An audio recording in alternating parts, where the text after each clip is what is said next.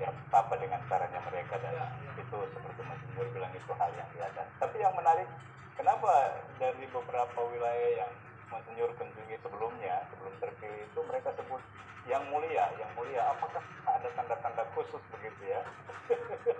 Atau rohnya, roh Tuhan itu sudah ada gitu. Jadi orang merasa oh ini memang cocok gitu. Gimana Romo? Monsignor saya juga salah ya. Gimana Monsignor waktu itu merasa ketika orang menyapa dengan itu, dengan sebutan itu? Saya juga tidak menyangka atau melihat sebagai tanda-tanda, tetapi orang-orang seperti Stefanus Nayawan itu mereka lebih tahu kerja Roh Kudus itu. Saya tapi ada beberapa kali memang disebutkan, dan semua orang heran bahwa panggilan itu secara spontan dia keluar dari mulut MC. Saya ingat yang paling ini adalah waktu kita Rakerda Pesparani di Kota Ambon, lalu MC-nya saya mengundang yang mulia Romo Ino, atau di Dobo juga baru-baru dalam acara di Rukun mereka juga yang mulia Ino, Pastor Ino datang, kita foto bersama dan lain sebagainya.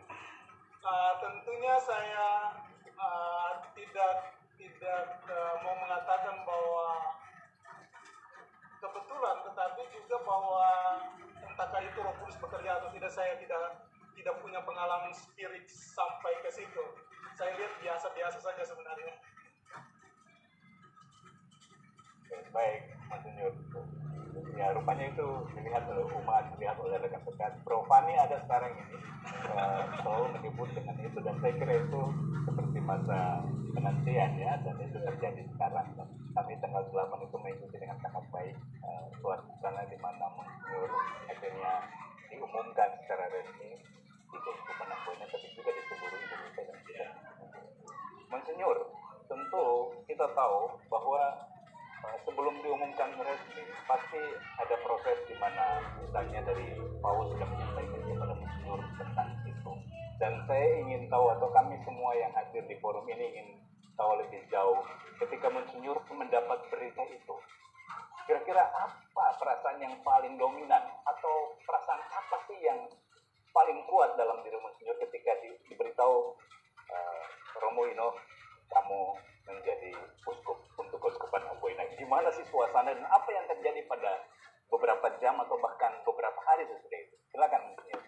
Oke, Simon dan teman-teman sekalian, sampai hari ini tadi kita baru rekoleksi para imam di Kota Ambon, dan sampai hari ini banyak pastor juga terutama awam dan lain sebagainya bertanya seperti ini.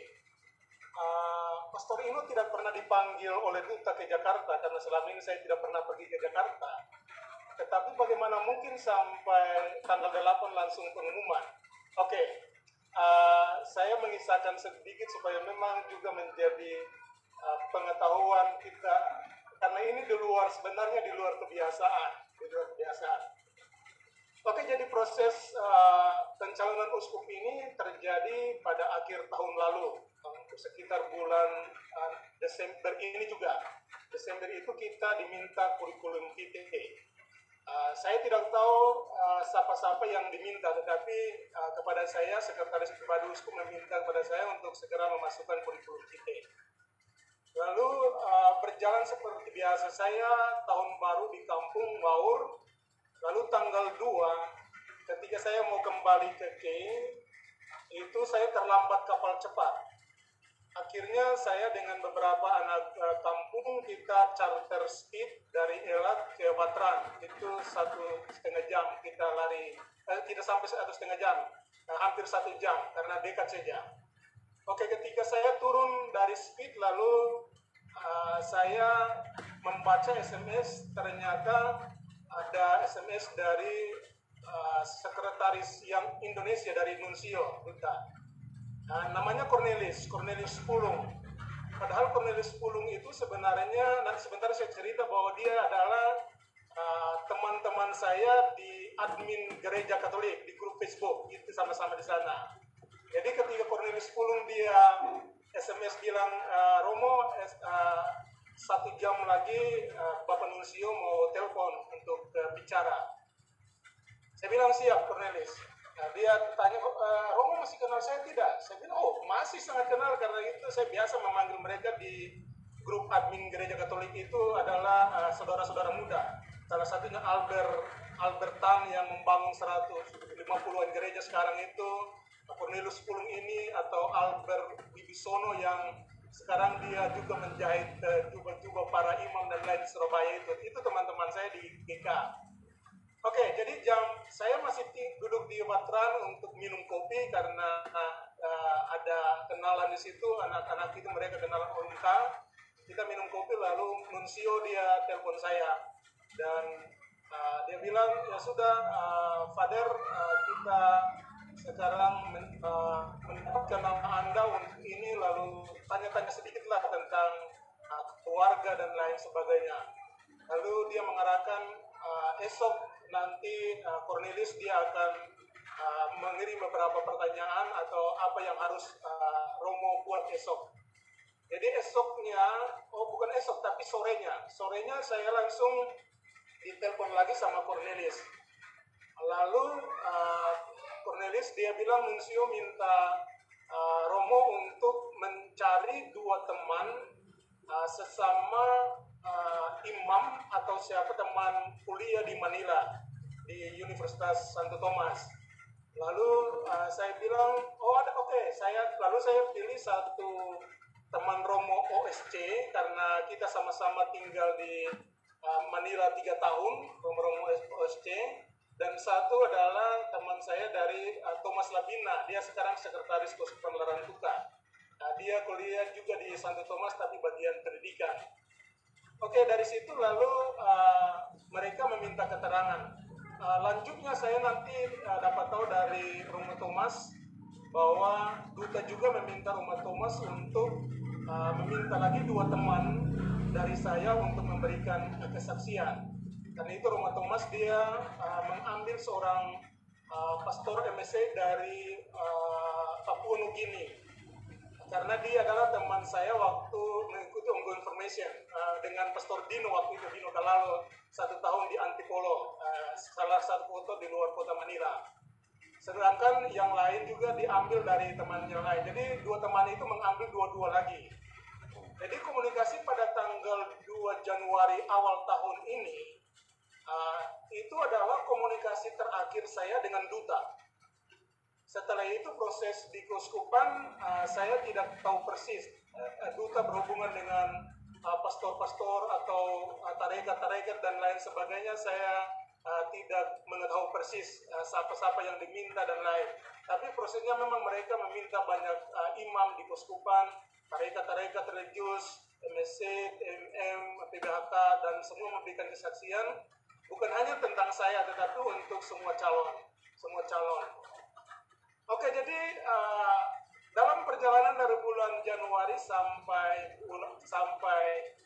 bulan November tidak ada kontak lagi dengan siapapun di kedutaan, dan saya melaksanakan tugas saya sebagai sebagai sekretaris, sebagai dosen, sebagai kadis judisial, sebagai komisi keraum seperti biasa. Makanya Simon hubungi beberapa kali, saya tidak bisa karena memang mesti turun di sini, balik lagi SAM dan lain sebagainya, banyak hal. Oke, jadi akhirnya Bapak Uskup kan mengatakan bahwa setiap bulan beliau juga jadi saya mau katakan begini, selama proses ini berlangsung, Bapak Uskup Mendagri tidak pernah ada satu kata pun kepada saya tentang soal calon uskup. Tidak ada satu kata pun. Jadi beliau tidak mengatakan Ino kau siap atau dan lain sebagainya, tidak ada sama sekali. Saya pun tidak ada satu kata pun saya bertanya kepada Bapak Uskup Mendagri, Bapak Uskup pencalonan sebagainya, saya tidak ada satu kata pun. Jadi semua kita berjalan dalam keheningan, dalam diam saja seperti itu. Entah apa yang ada di dalam pikiran beliau, saya tidak mau tahu karena itu dia punya kewenangan. Hingga saya tidak mau ke sana. Oke, jadi memang selama ini kita terpengaruh dengan paradigma lama bahwa calon calon uskup itu harus dipanggil ke Jakarta, dan itu betul. Harus dipanggil ke Jakarta 1 minggu sebelumnya menghadapi duta untuk dokumen-dokumen yang ditandatangani dan lain sebagainya. Itu kan yang biasa. Tetapi memang masa pandemik sehingga orang-orang juga tidak berpikir bahwa ada cara lain untuk sinode ini juga kan sebenarnya dengan cara itu. Paus mengajak kita untuk pertemuan-pertemuan virtual seperti ini, dan orang tidak berpikir seperti itu. Karena itu sampai tadi atau bahkan masih ada pertanyaan bahwa kenapa Pastor Ino dia tidak dipanggil ke Jakarta tetapi dia akhirnya diumumkan jadi uskup.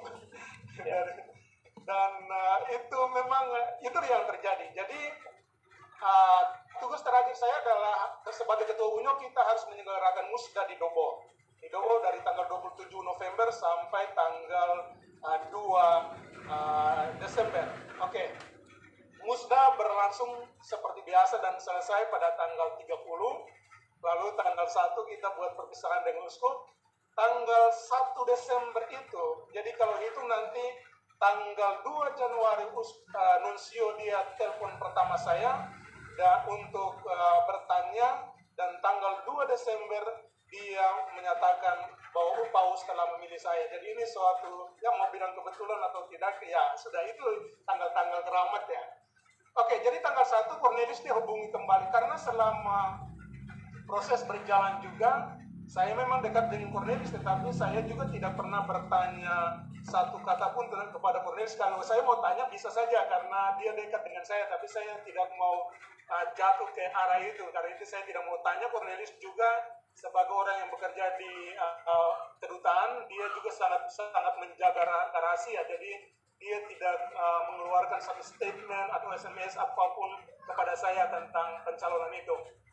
Sehingga tanggal 1 saya diminta duta, dia bilang, Cornelius bilang, Romo harap persiapan waktu esok tanggal 2, jadi 2 Januari, 2 Desember, 2 Januari Nuncio mau bicara kepada Romo.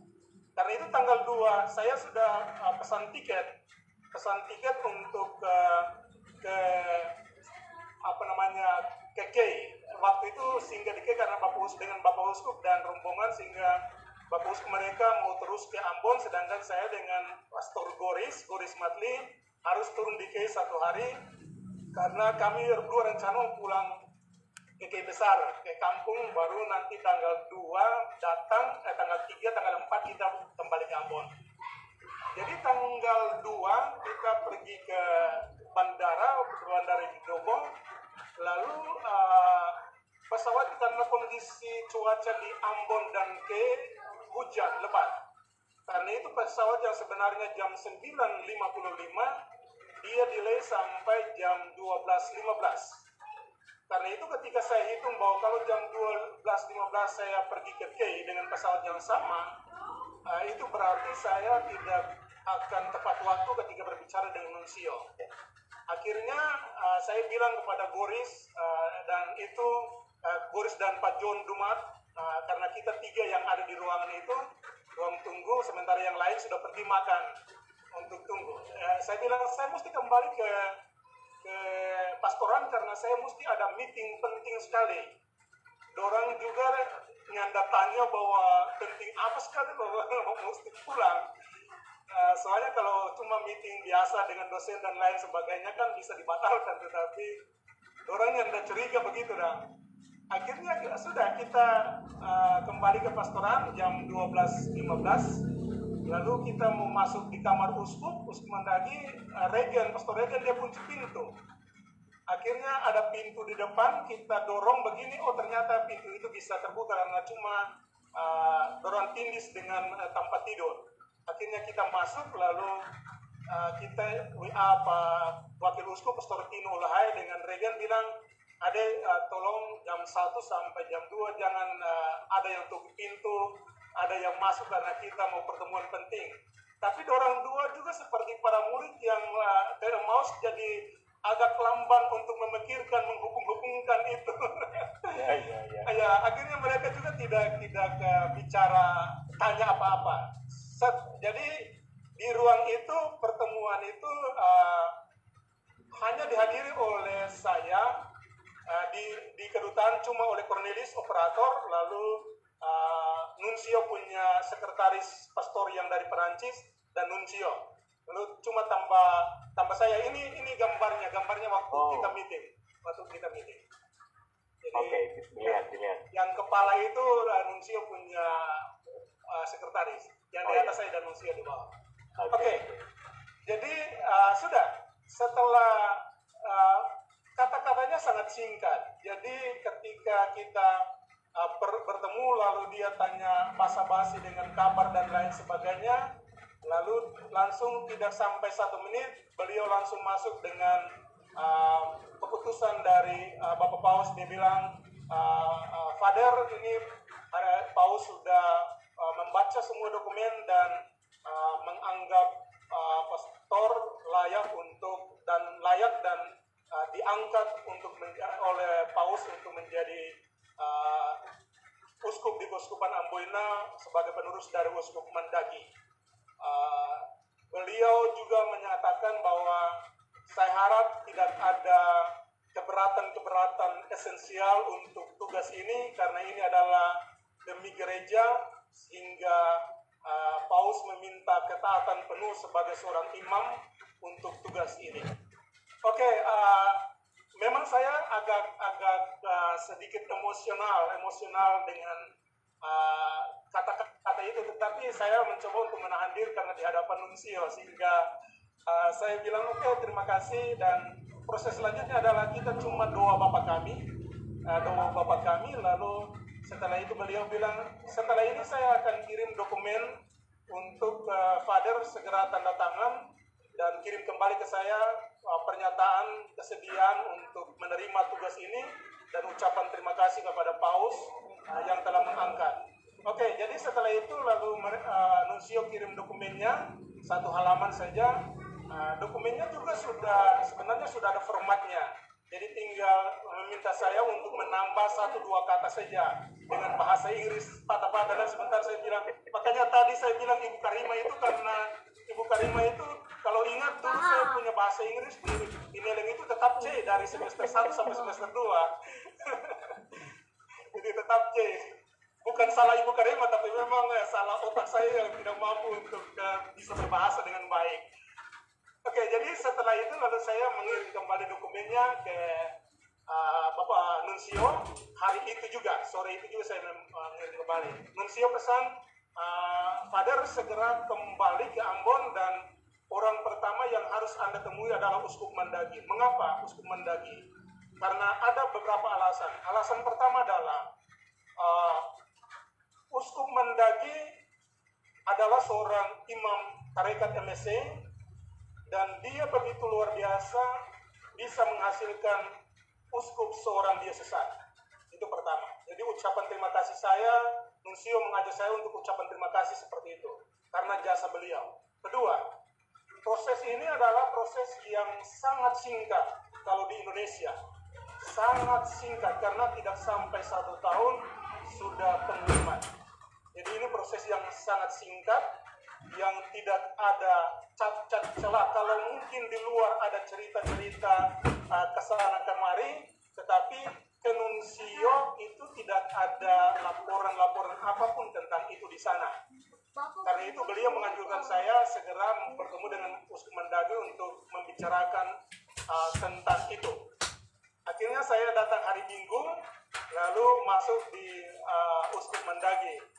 Tentunya teman-teman di rumah juga curiga-curiga siapa yang mau masuk Uskup Mandagi punya kamar ini.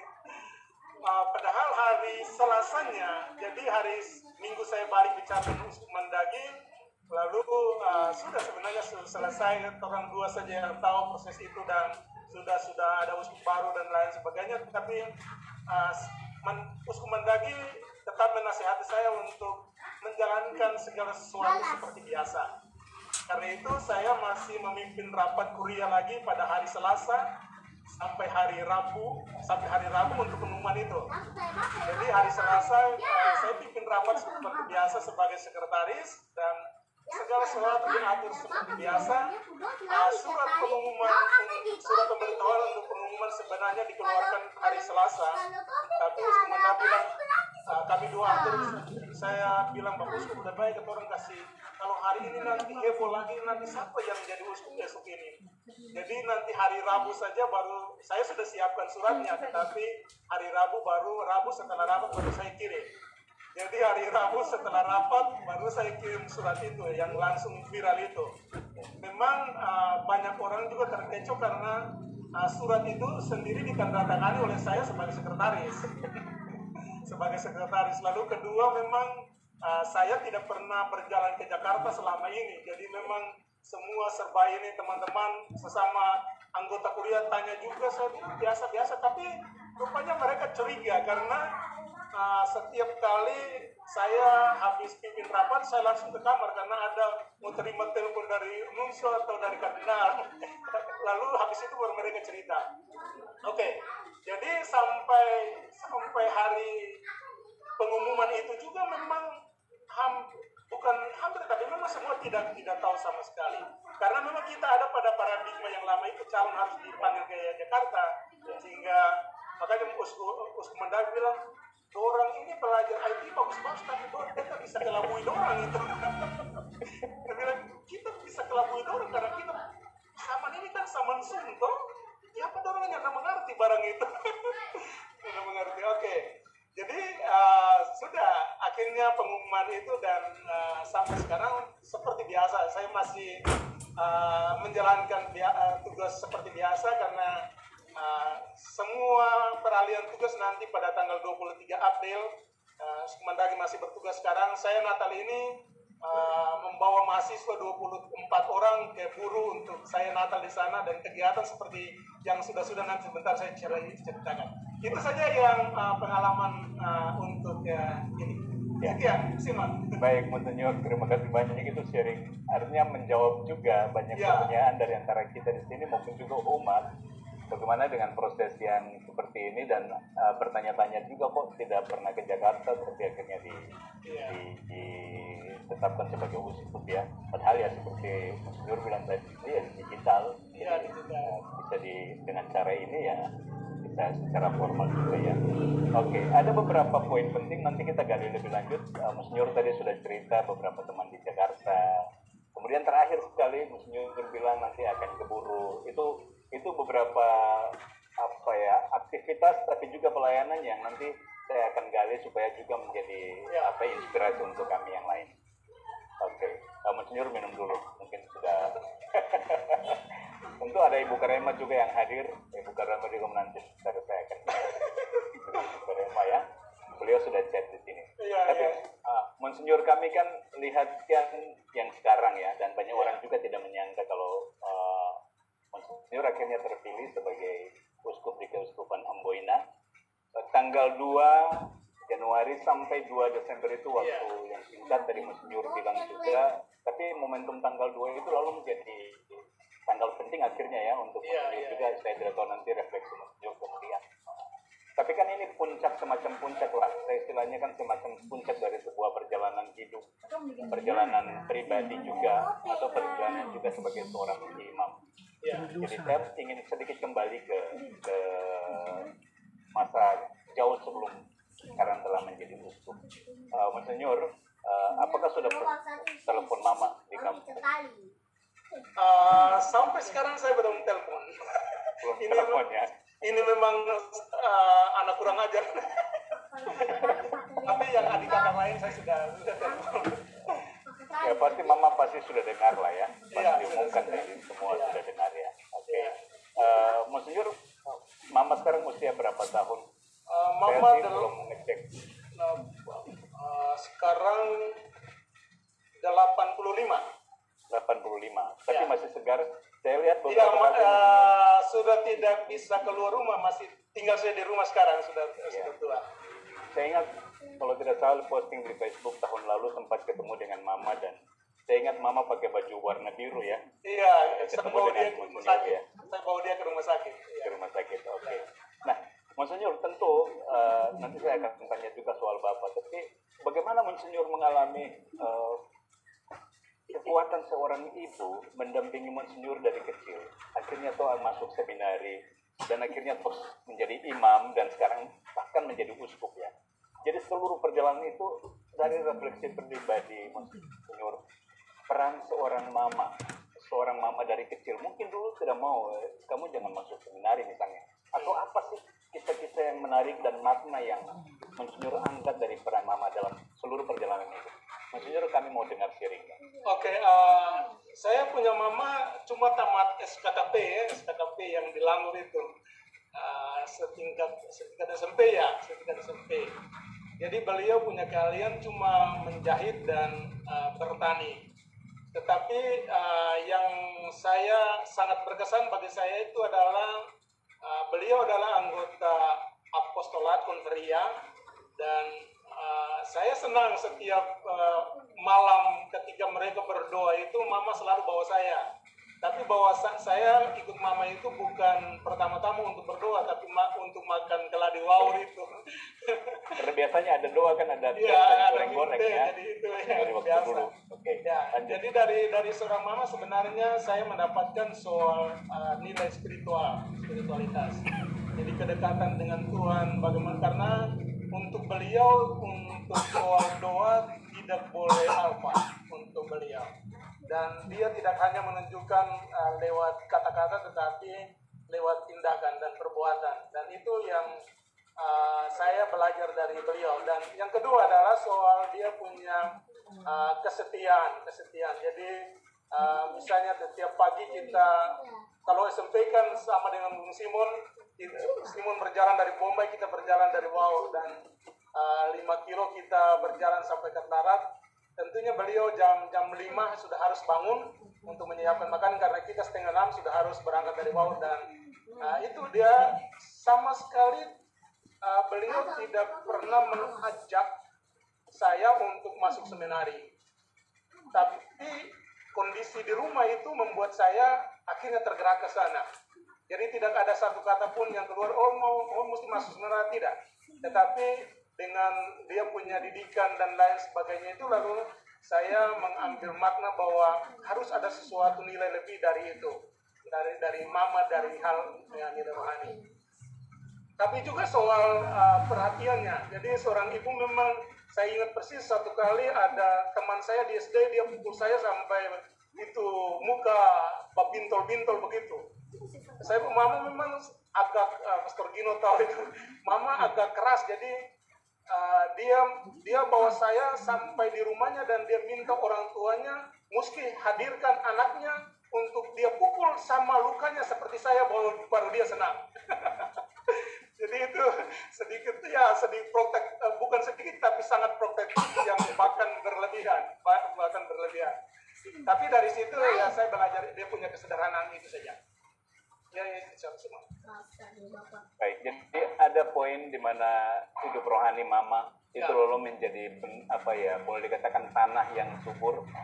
Lalu kemudian Monsinyur akhirnya sendiri memutuskan menjadi seorang imam. Lalu kemudian masuk seminari, tentu lalu menjadi imam. Kemudian juga kesederhanaan mama dalam kehidupannya, kesetiaan juga mama itu memberi boleh dikatakan dasar yang paling kuat untuk tumbuh kembangnya kehidupan Monsinyur, baik secara pribadi maupun juga sebagai seorang imam dan sekarang jadi uskup ya. Apa yang Monsinyur mau katakan sekarang kepada mama? Kalau andaikanlah mama hadir di tengah-tengah kita pada saat itu. Hanya satu kata, terima kasih, itu saja. Saya kira sudah mewakili segala sesuatu. Karena tidak ada cukup kata untuk mengucapkannya.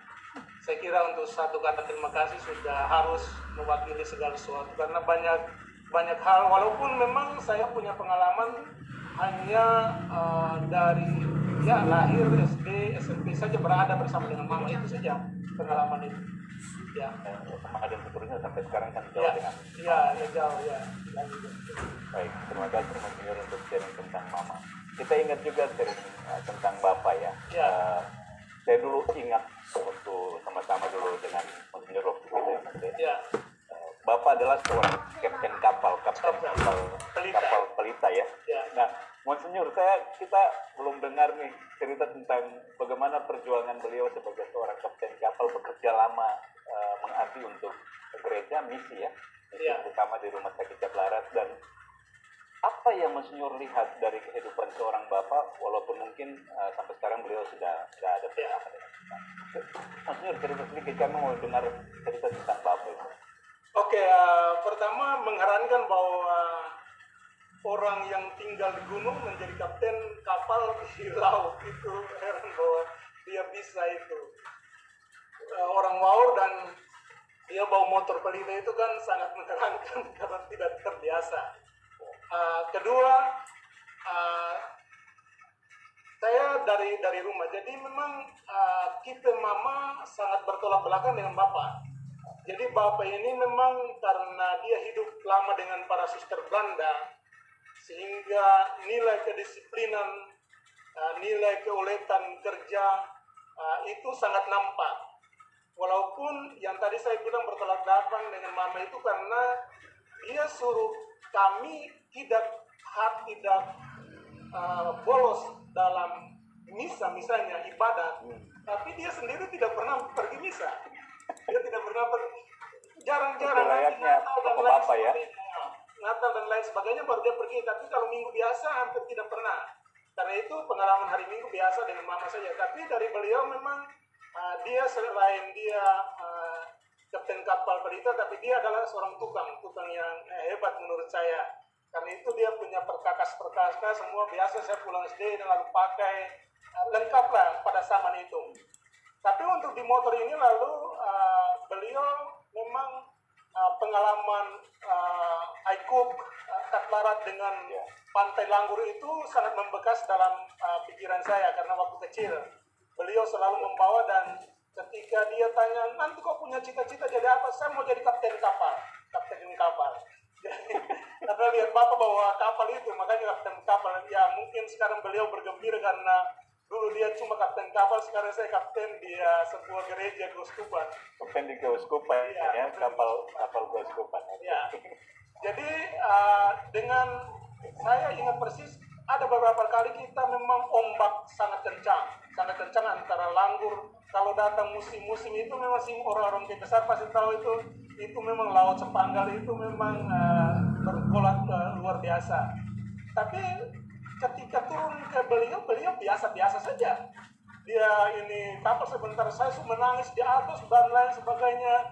Tapi dia biasa saja. Jadi dari situ lalu saya belajar tentang bagaimana menghadapi masalah harus butuh ketenangan.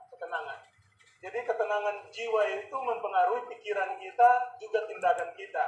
Dan nilai-nilai disiplin, nilai ketenangan dalam menghadapi masalah itu saya belajar dari Bapak. Ketika dia menghadapi badai, gelombang dan lain sebagainya, tapi tak pernah dia ada raut wajah kepanikan. Jadi selalu saja dia dengan tenang, dengan distir itu saja dia bawa. Habis kita sampai di Langgur saya dengan Om Felis yang di Katlarat atau Om Sabtu yang di orang Islam di Aikub itu, Kareng, biasa ambil makanan di rumah sakit, bawa turun tidur di motor, esok pagi lagi baru balik begitu. Dan itu luar biasa. Jadi dari pengalaman itu maka dari dia punya ketenangan, tetapi juga kemahirannya dan lain sebagainya, itu saya belajar dari itu. Sayangnya bahwa dia punya bakat tukang itu tidak pernah turun ke saya. Ya itu saja, Siman. Oke, itu luar biasa. Terima kasih Monsinyur untuk sharing tentang figur Bapak ya. Tentu seorang sederhana. Ya tadi yang menarik juga mungkin banyak dari antara kita yang hadir di sini mungkin belum tahu persis letak kampungnya Monsinyur. Ada juga Betergino, ada juga Prokot. Itu di tengah-tengah hutan, tidak ada laut tentunya, laut jauh. Tapi tadi Monsinyur bilang tidak pernah belajar tentang menjadi kapten kapal, tapi toh akhirnya menjadi kapten kapal, di samping juga sebagai tukang ya. Dan beberapa nilai yang diangkat tadi soal keuletan, ketenangan menghadapi masalah, itu yang ditunjukkan oleh figur Bapak bagi Monsinyur dalam kehidupannya bahkan sampai hari ini dan seterusnya ya. Monsinyur, Bapak meninggal tahun berapa? 94. Ketika saya di Pineleng mau turun pastoral, tetapi karena memang waktu itu orang kampung, keluarga ini kan berpikir bahwa kalau berita itu disampaikan kan nanti mempengaruhi saya. Sehingga nanti 1 bulan setelah Bapak meninggal baru mereka memberitahukan saya waktu itu. Tahun 94 itu, sebelum turun pastoral. Oke, itu tentu juga seperti biasanya ya, takut nanti anaknya terganggu dalam pendidikannya. Tapi waktu Monsinyur ketika 1 bulan sesudah itu mendengar ayah tercinta meninggal dan itu tidak sempat melihat, kalau ingat-ingat kembali apa sih yang paling dirasakan ketika mendengar bahwa Bapak telah meninggal dan tidak sempat hadir, dan apa yang paling membekas untuk Monsinyur pada waktu itu bahkan sampai sekarang? Jadi satu hal penting ketika saya berangkat ke Pineleng itu, saya ingat sekali di pelabuhan Ambon itu beliau untuk pertama kalinya dan terakhir kali dia keluar dari KEI. Itu datang di Ambon waktu dia antar saya. Dan di pelabuhan Ambon itu dia sebenarnya tanpa kata. Jadi dia cuma dia bilang dah saja untuk saya, untuk pergi berjuang dan lain sebagainya. Sehingga ketika sudah 1 bulan kemudian baru saya tahu bahwa beliau meninggal. Memang satu hal yang saya sesali bahwa saya belum sampai puncak, justru beliau sudah tiada. Harusnya yang kebahagiaan adalah ketika berhasil lalu beliau bisa melihat, tapi itu tidak. Tapi lalu di saat itu 1 bulan setelah itu saya sudah tidak terlalu sedih karena ada tekad baru dalam diri saya bahwa benih itu mati dan harus menghasilkan buah. Sehingga memang saya perlu membuktikan itu bahwa perjuangannya tidak sia-sia. Itu saja yang mendorong saya untuk tetap maju di dalam berbagai masalah. Itu saja. Baik, Monsinyur, ceringnya sangat menarik untuk kami. Monsinyur masih ingat teman-teman SMP? Masih. Teman-teman kelas, siapa-siapa yang Monsinyur masih dalam pikiran sekarang? Mereka ada dalam pikiran Monsinyur? Masih ada John Carbon, Logi. Oh, itu yang di SMP, oke. Ya, SMP. Kalau yang dari kampung sendiri gimana? Di kampung sendiri masih ada Hen Verne, almarhum Emang Ruban, tapi sudah meninggal. Emang, iya, sudah meninggal. Masih ada Sakarias Borlak, masih ada Sanctus yang nakal sekali itu, masih ada. Oke, baik Monsinyur. Saya punya pesanan khusus untuk Monsinyur malam ini. Mungkin saya akan tunjukkan kepada kita untuk kita lihat apa sih yang dikatakan oleh orang-orang di kampung, termasuk juga dari keluarga untuk Monsinyur ya, tentu. Karena bukan sesuatu yang ya mereka juga pasti senang sekali karena sekarang sudah terpilih sebagai uskup ya. Jadi oke, ambil waktu sedikit saya ucapkan dulu.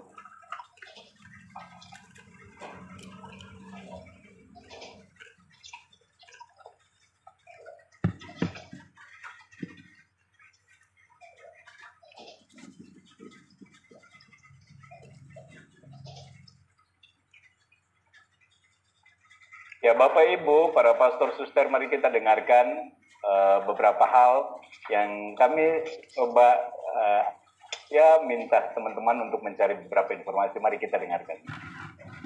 Sorry, mungkin saya belum share soundnya. Maaf, saya minta maaf ya. Ulangi lagi.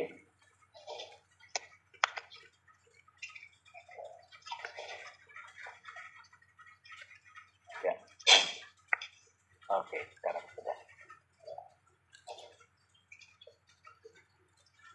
Oke, ini Monsinyur Persendam untuk Monsinyur malam ini.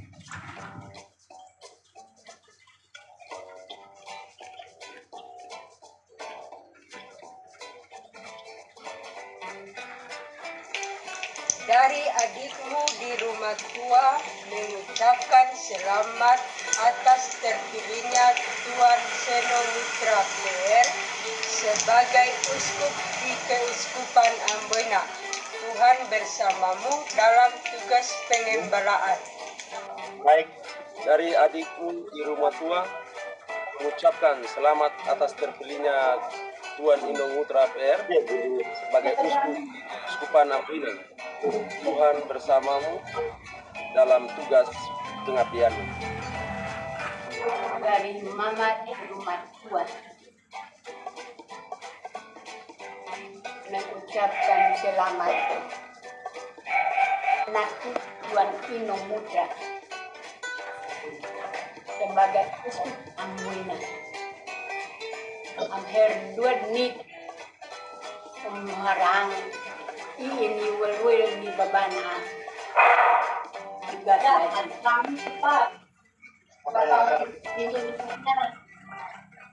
Gak apa-apa ya, kalian jelasan itu ya. Apa yang Bisa.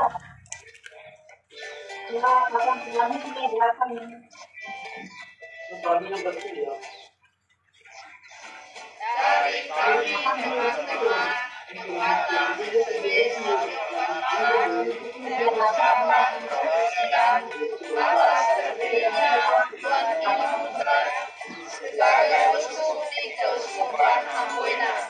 Semoga Tuhan selalu menjagamu dalam tugas penyembahan.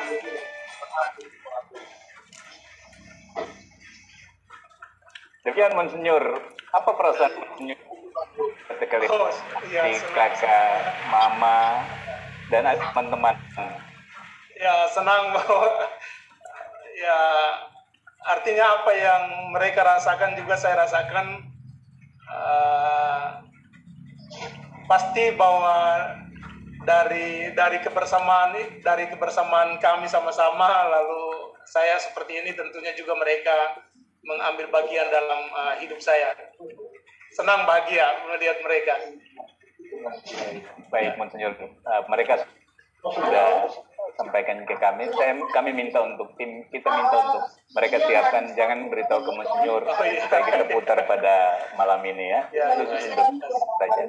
Bagi Bapak Ibu rekan-rekan yang mungkin belum tahu juga, di Kampung Waur sendiri, kampung asal dari Monsinyur Ino, kemudian ada Batergino, Brogot, dan beberapa teman lain, itu kita sebut kampung yang paling subur dengan panggilannya. Panggilan sebagai imam, biarawan, biarawati. Dan hampir setiap tahun ada tebisan imam, selalu ada yang berasal dari Waur. Dan kekompakan kampung, warga desanya, bukan hanya di kampungnya, tapi juga di seluruh daerah, itu sangat kuat. Saya ingat di Jakarta, itu ada perkumpulan keluarga Waur yang sangat dekat. Tiap bulan mereka berkumpul dan menyumbang untuk pembangunan gereja yang sekarang luar biasa ya. Nanti Monsinyur akan misa pertama juga di sana pastinya ya. Jadi ini mungkin juga menurut saya, ya saya tidak tahu Monsinyur merasa gimana. Dukungan kampung, persatuan, ini semacam puncak dari berkat Tuhan untuk kampung sendiri. Gimana Monsinyur punya lihat semangat umat atau warga di kampung terkait dengan ini? Ya, jadi memang dari sisi kampung untuk sekarang ini memang di Keuskupan Amboina imam terbanyak dan suster terbanyak itu dari kampung Waur. Memang tahun depan ini, 2 tahun depan ini juga masih ada tabisan 2 imam MC yang pernah ubun dan nanti yang setubun lagi untuk menambah jumlah itu. Sementara para suster sudah tersebar. Dan memang kalau banyak orang memang ketika ke kampung Waur itu memang mempunyai kesan bahwa suasana kekeluargaan, persaudaraan itu sangat kental, sangat kental. Sehingga di sana juga kita merasa bahwa panggilan itu menjadi subur, tetapi juga kita dikondisikan oleh keluarga, bukan hanya keluarga masing-masing, tetapi secara persekutuan umat itu mereka sangat mendukung ketika ada imam, ada frater, ada calon suster yang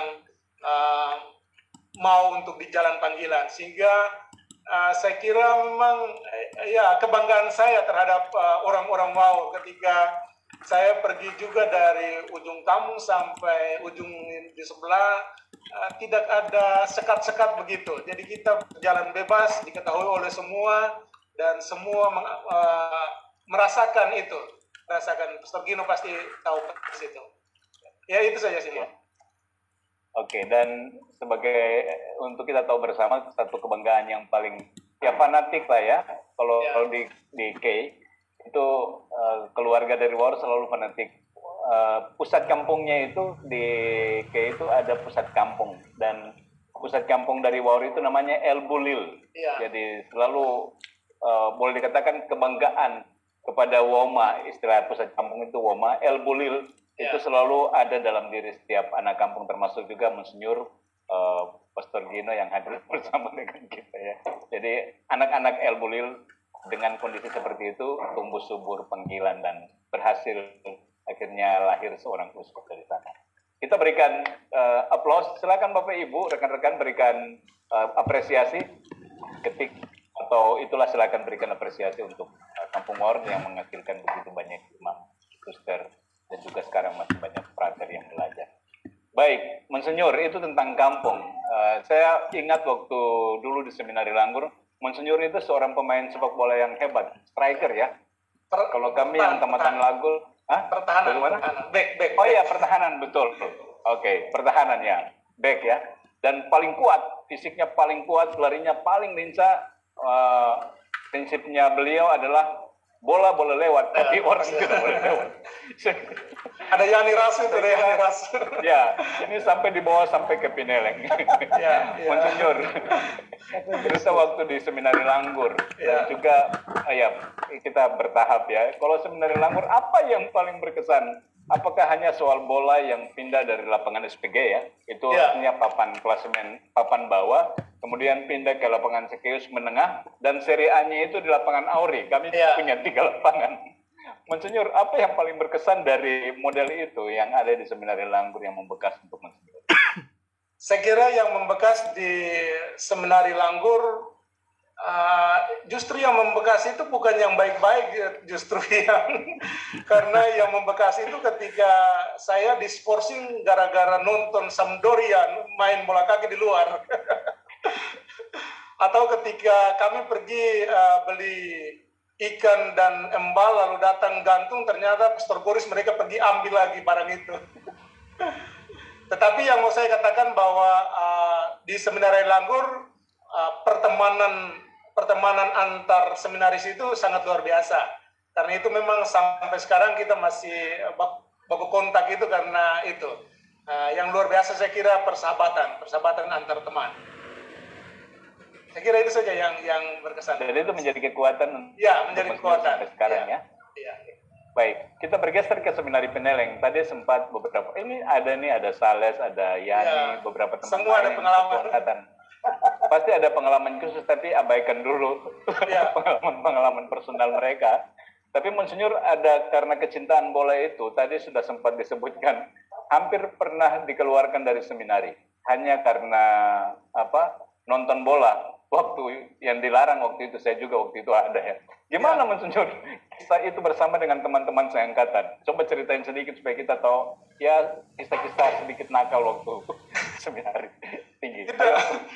Jadi waktu itu kan sistemnya parabol, jadi setelnya itu di ruang rekreasi staff, sedangkan kita nontonnya di bawah. Jadi malam hari ketika mau pagi itu kan mau nonton, tapi semua kan tidak berani masuk di ruang rekreasi staff. Karena itu saya dengan Yani Rasu yang masuk. Saya dengan Yani Rasu masuk. Lalu kita kasih on itu, lalu teman-teman nonton di bawah. Tapi memang paginya, malam itu juga sebenarnya Pastor Sis kan di pinggir rekreasi itu. Tapi Pastor Sis dia takut keluar karena dia kira itu pencuri. Jadi dia kira nanti pencuri nanti ini, padahal kami 2 Yani Rasu waktu itu. Sedangkan paginya saya langsung karena ada penelitian dari Pastor Cardo, maka saya langsung pergi ke Toli-Toli dan Palu. Sementara Yani Rasu dia yang menghadap Suga waktu itu. Makanya tadi saya bilang bahwa Suga dia bilang anak kira orang kamu lah kita nggak mau usir pangana. Akhirnya dia usir. Iya, akhirnya dia usir. Tapi pengalaman lalu kita sampai di sana, Suga dia telepon, dia suruh Pastor Dami telepon, karena Dami waktu itu Sosius. Dia bilang, panggil pulang Ino kembali untuk menghadap. Saya jawab Pastor Dami, saya bilang, saya tidak mau pulang, saya mau selesaikan, saya pun penelitian baru saya pulang. Jadi lusanya baru saya pulang. Ketika saya pulang, datang sore hari, Pastor Agus sudah kembali dari keuskupan. Lalu saya toki pintu dan baru toki pintu, sulia Pak kita. Lalu dia bilang, dia kan baru bangun tidur, dia bilang begini, lebih baik ngana pi mandi supaya ngana bersih dan ngana tenang, kita lagi mandi, kita tenang, baru kita terong dua bicara. jadi akhirnya kita pergi mandi. Habis mandi kita datang untuk pulang, dia duduk di ini. Datang itu kan kita menghadap, jadi memang tidak ada dialog lagi, monolog.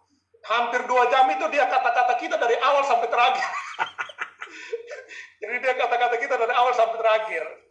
Jadi satu kali lagi memang orang rencana untuk memang buat demo, memang yang Rasul masih ingat itu. Demo tapi memang ada Sales di redaktur. Sales penakur dia. Saya redaktur Oh, redaktur ya. Saya yang susun. Ya, mau ini dengan suka tapi rupanya ada orang yang lapor, jadi akhirnya memang Manus lah Angki itu. jadi gagal itu demo itu. Saya kira itu yang, tapi saya senang bahwa di Peneleng itu memang banyak pengalaman. Terutama Sales itu dia kan dia punya biskuit banyak, jadi saya dengan Yonas biasa naik, dia punya jendela lutung ambil baru makan ke habis. Oke. Ya. Kisah-kisah di seminari Peneleng itu hanya saya lupa satu. Jadi satu kali kami saya Yani Rasul, kami punya angkatan. Saya Yani Rasul, almarhum Teos Londar dengan Korsel. Pergi nonton bola kaki di Oma dengan Opa di bawah Om Ben itu. Om Ben. Jadi pagi baru balik. Balik itu kan di pagar itu ada satu, dia buk akang, bengkok. Jadi orang bisa masuk lewat situ. Lalu almarhum Tes dia bilang dekat pintu samping itu. Iya, saya di pinggir di pinggir pohon mangga itu. Iya. Lalu Teos dia komando, ngoni semua buka baju. Jadi orang semua buka baju. Waktu buka baju ternyata Yani pe badan lebih putih dari dia baju. Akhirnya Yani pakai ulang tuh dia baju baru masuk. Ternyata Yani tukang itu ya. Itu saya Simon. Ya, baik Monsinyur. Terima kasih untuk serinya. Dorang dua ada tertawa-tertawa Mar. Nanti sebentar dorang dua mau ngomong sesuatu untuk ya. Baik Monsinyur. Ini beberapa teman dari satu angkatan dorang sudah siapkan pesan-pesan begitu. Kita putarnya biar Monsinyur malam ini bisa dengarkan karena mungkin dorang yang ada sempat untuk ucapkan secara langsung ya. Ya. Kita siapkan dulu. Saya yakin Monsinyur pasti masih ingat lah teman-teman angkatan. Bahwa Paus Fransiskus memilih Pastor Putra sebagai saya sebagai teman satu angkatan tahun 1991. Suaranya kurang besar. Menjadi seorang sejauh pengalaman saya secara pribadi waktu zaman pendidikan zaman tua di seminari tinggi dan Frater Tino adalah seorang frater yang teguh setia dalam menjalani panggilan sebagai seorang Kurang gede, Bro Simon. Ya. Itu suaranya maksimal, rekamannya mungkin. dan juga terbuka pada semua kawan teman, tapi juga semua umat yang lahir pada saat Frater Tino dari tugas sebagai seorang. Selamat untuk Pastor Tino yang terpilih sebagai seorang uskup.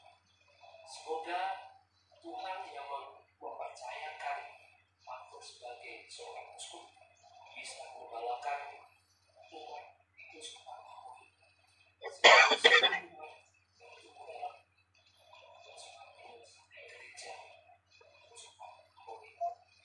Salam rekan-rekan alumni Sekolah Tinggi Filsafat Seminari Pineleng yang baik.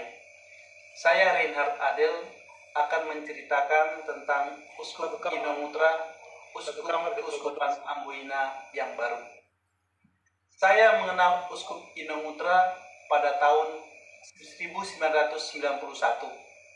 saat kami bersama-sama menjadi frater tingkat 1 Seminari Pineleng atau tingkat Propedeus. Saya dan Uskup Inomutra kebetulan ditempatkan di satu kamar, yaitu kamar yang paling ujung dari komunitas Propedeus. Jadi kamar kami itu termasuk kamar yang sepi. Uskup Inomutra bagi saya adalah pribadi yang ramah, tenang, suka bergaul. Dalam hidup doa, Uskup Inomutra itu adalah pribadi yang setia dan rajin mengikuti acara-acara doa, ekaristi, dan acara-acara komunitas Propedeus. Sehubungan dengan studi, Uskup Inomutra saya lihat adalah frater yang suka membuat ringkasan mata kuliah. Dan ringkasan itu akan dipakai untuk mempersiapkan ujian. Dan setelah ujian kami juga biasa berdiskusi tentang soal-soal yang diuji. Semoga Uskup Inomutra menjadi gembala yang baik dan mau melayani Keuskupan Amboina dengan penuh kesetiaan. Terima kasih. Seminggu berpeluang 91 dibuka, saya baru tiba dari perjalanan panjang dengan kapal laut Pelabuhan Makassar Bitung. Polisi berpangkat letnan menjemputku bersama istri dan anak-anaknya yang kebetulan saya kenal di kapal Kala lain milik Yusuf Kala dari Makassar ke Bitung.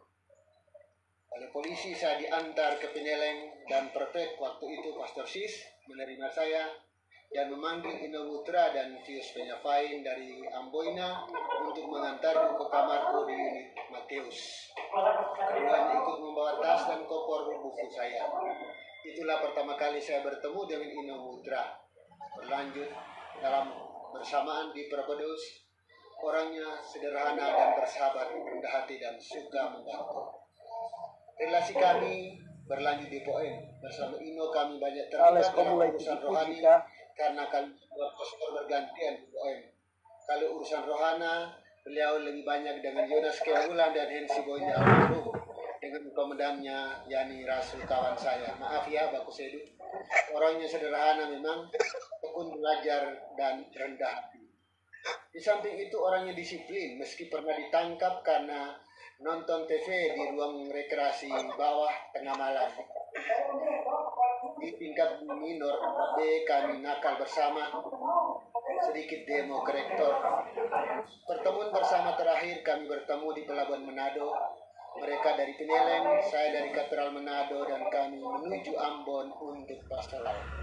Di Ambon kami masih berkumpul bersama di ruang keuskupan, bertemu dengan sekretaris waktu itu Pastor Bruno dan Pastor Bom. Lalu kami berpisah ke tempat pastoral dan terus berpisah. Saya mundur habis tugas Natal 98 karena pulang Kupang dan dikeluarkan uskup. Kembali ke Manado sesudah Frater Ino dan kawan-kawan kembali dari pastoral, kami masih sering bertemu di acara seminari. Terakhir kali sebelum berangkat ke Ambon, Ino dan Korser serta Tias Londar masih sempat mengunjungiku bersama istri dengan keluarga di rumah di Tuminting. Singkat cerita, Pastor Ino teman dan sahabatku sampai saat ini, meski saya awam dan beliau imam. Dekat dengan saya dan istriku, relasi pribadi kami tetap intens juga melalui media sosial. Di samping keutamaan lain di bidang sosial, rohani, dan intelektual, Pastor Ino selama ini saya kenal dan kagumi sebagai pembela ajaran iman. Sering saya menyebutnya pastor apologetik di media sosial. Dia selalu tegas tanpa takut membela dan menjelaskan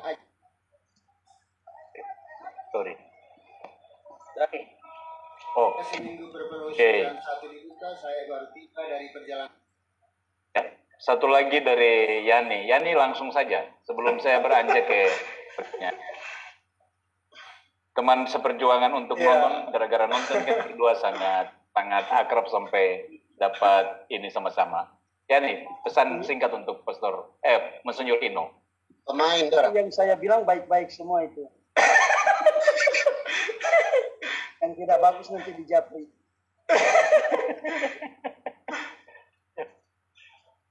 Oke, itu saja ya nih.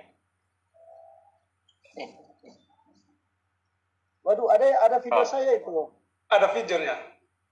Oh, ada videonya sebentar ya. Maaf, saya lihat dulu. Jangan-jangan sudah diboikot. Terlalu banyak bicara ini ya.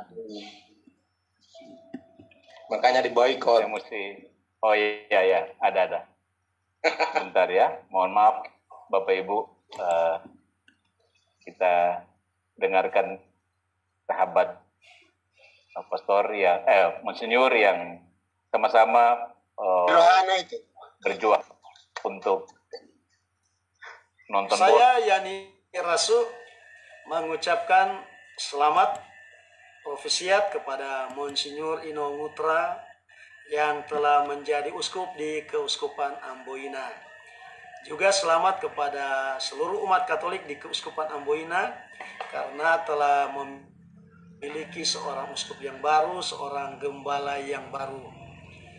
Monsenyor Ino Ngutra sejauh yang saya kenal, karena dulu kita pernah sama-sama dibina di seminari Pineleng, adalah pribadi yang luar biasa, punya hidup rohani yang baik, punya kemampuan intelektual yang baik, sangat pintar, dan juga seorang yang sangat mencintai labor manualis, pekerjaan tangan.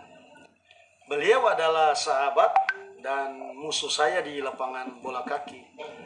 Monsenyor Ino juga seorang yang humoris. Beliau bisa tertawa lepas saat ada peristiwa-peristiwa lucu atau ada cerita-cerita lucu. Dan beliau juga sangat-sangat tegas, ya, memegang prinsip, sangat-sangat tegas, bahkan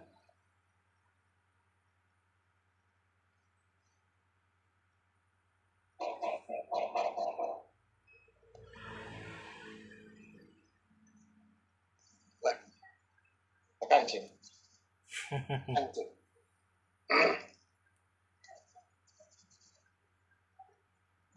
Kotak kancing ini no.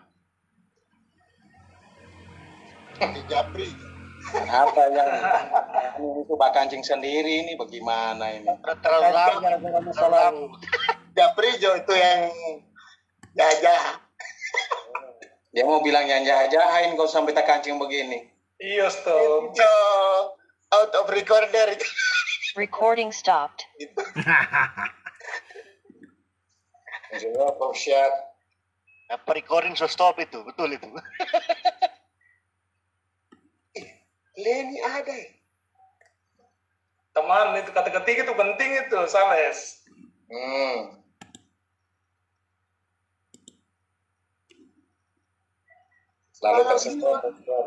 Malam ini baru muncul. Rain itu ada salam dari kata ketik. Rain.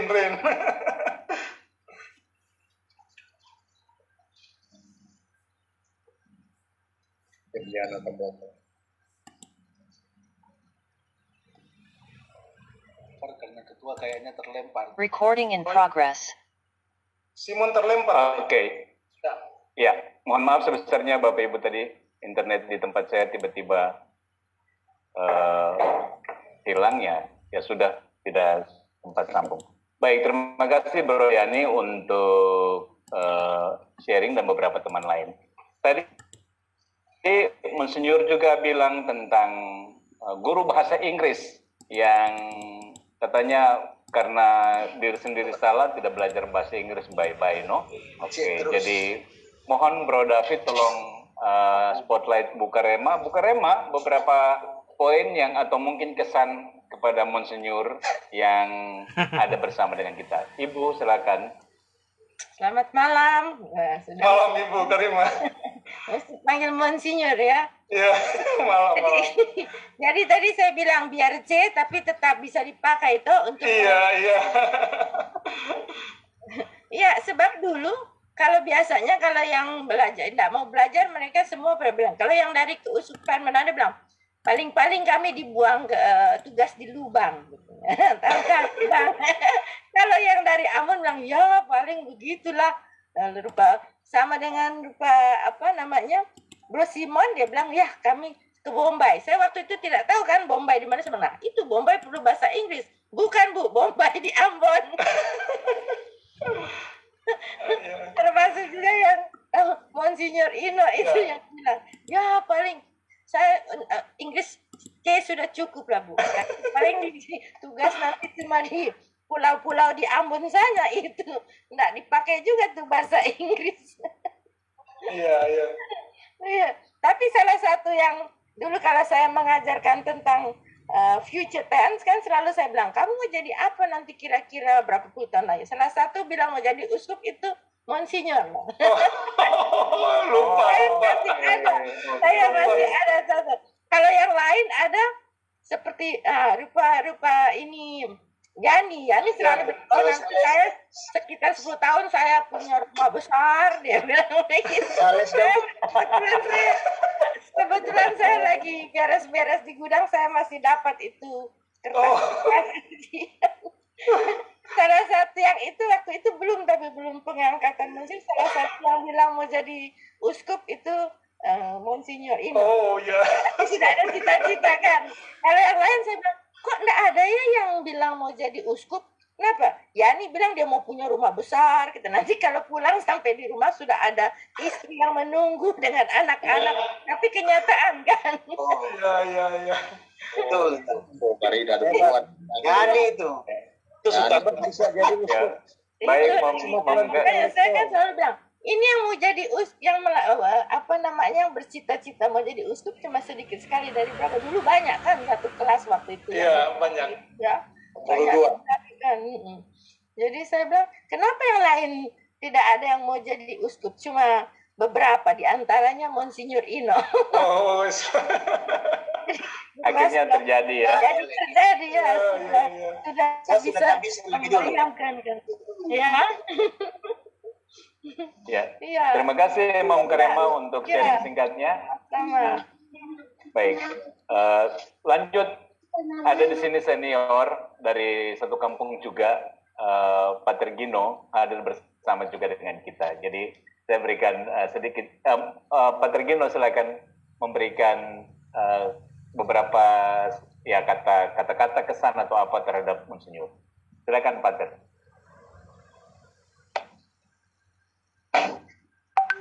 Masih di mute.